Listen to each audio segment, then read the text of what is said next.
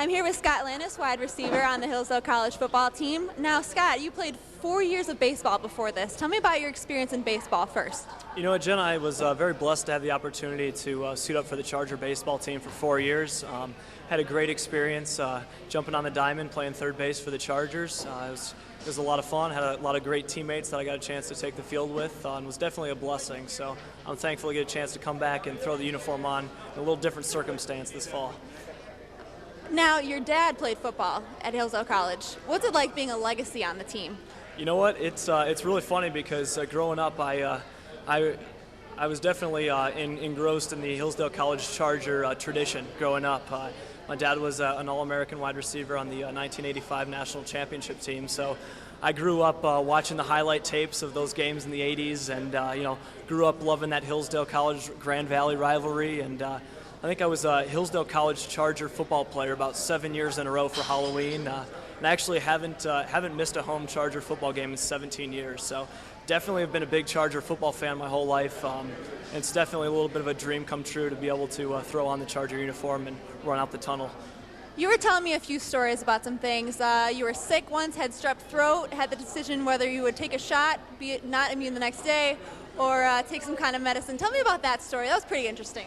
Yeah, you know what, in 17 years of Charger football games, a lot of things can happen, to break that streak. But one year I had strep throat and I was going to be contagious, and the doctor said I couldn't go to the Charger game and watch the Chargers play Ferris State unless I got a shot. And so I'm scared to death of needles, but I figured I could take a shot and make it to the Charger game. So that was one of the big instances where my love for Charger football helped me overcome a fear, I think. Another really funny one.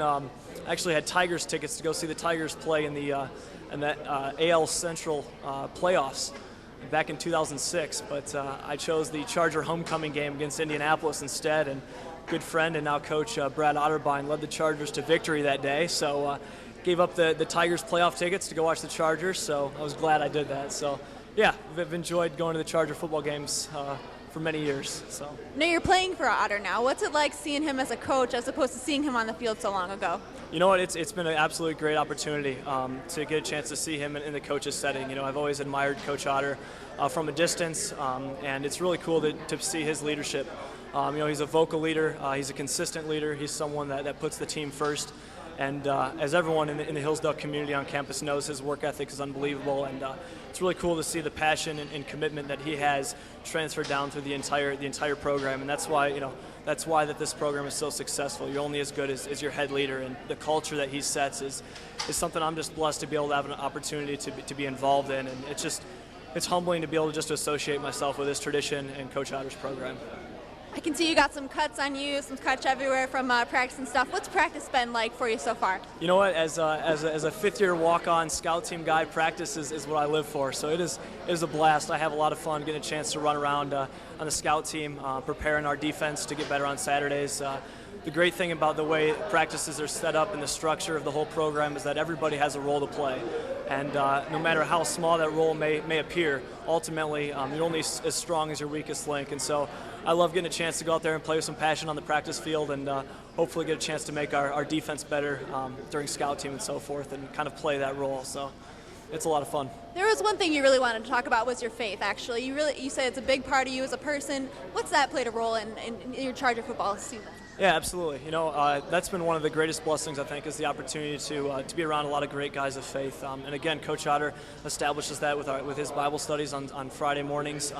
It's just really cool to be around a lot of guys that really understand that football is something that we do, but it's not who we are.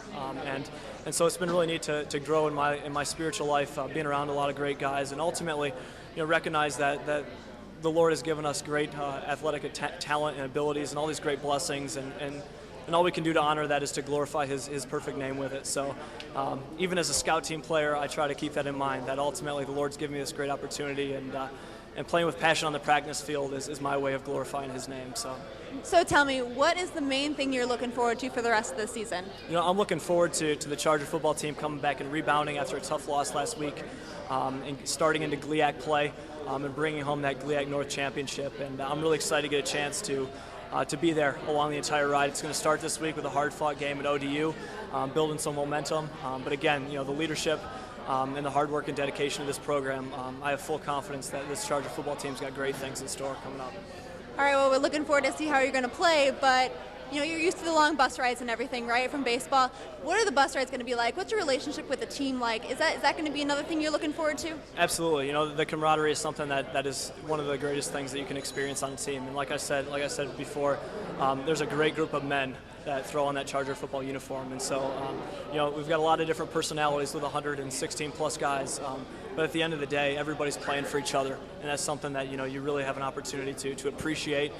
So yeah, we have a lot of fun. The bus rides, the team meetings, and so forth are a lot of fun. But I'm really enjoying getting a chance to get to know these guys on a player level and really have a blast with them. All right, I'm gonna throw you for a loop real quick. Who's the goofiest guy on the team, according to you? Oh, the goofiest guy in the team. I'd have to say one of my locker mates, two lockers down, number 91, Ben Jones. He's rocking a really nice mustache right now, and he's the type of kid that regardless of how your practice went or regardless of how bad of a day you're having, you could say one or two words and you're instantly laughing. So, a hard worker, a great football player, but an absolute character. He's very funny.